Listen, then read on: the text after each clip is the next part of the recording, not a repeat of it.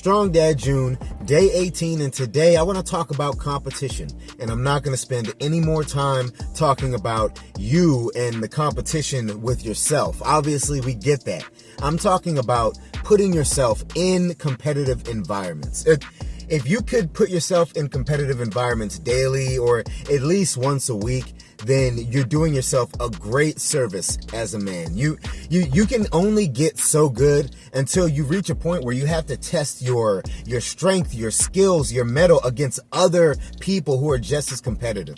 And quite honestly, I think the best type of environment to be in is an environment where there are people who are certifiably better than you, so that you actually have a true mark to beat besides you. You know, you are incrementally better than you were the day before. And while that is very important, okay, that's very important, think about that person who is years better than you, right? And the motivation that you get sheerly from knowing that at some point you might have the opportunity to beat that individual. And this goes for, a business. This could be your social environment. This could be maybe in a scholastic environment. Maybe you debate. That's the only time I accept the online version of competition. If you're debating with people and doing that type of conversation. If you're playing video games, that doesn't fucking count. If you're playing 2K, I don't fucking care. All right. I'm talking about palpable competition where you can see your competitor.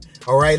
I'm talking about showing up in a place every day where there are people 3 times as jacked as you and you're trying to be more jacked than them. I'm talking about, you go to the skate park or the basketball court or the football field and you're always trying to beat that one dude who's faster, that one dude who lands every trick on time, that one dude who gets every bucket. You get what I'm saying? There's a mentality that you can only fashion through competition, and men who have that mentality stand apart and worlds apart from men who don't have that mentality.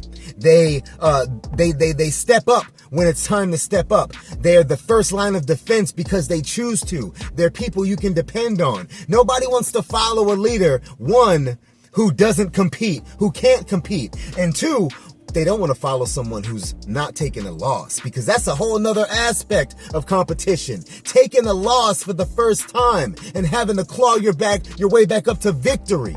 Men need competition in their lives in order to progress and in order to be sharpened by that actual steel.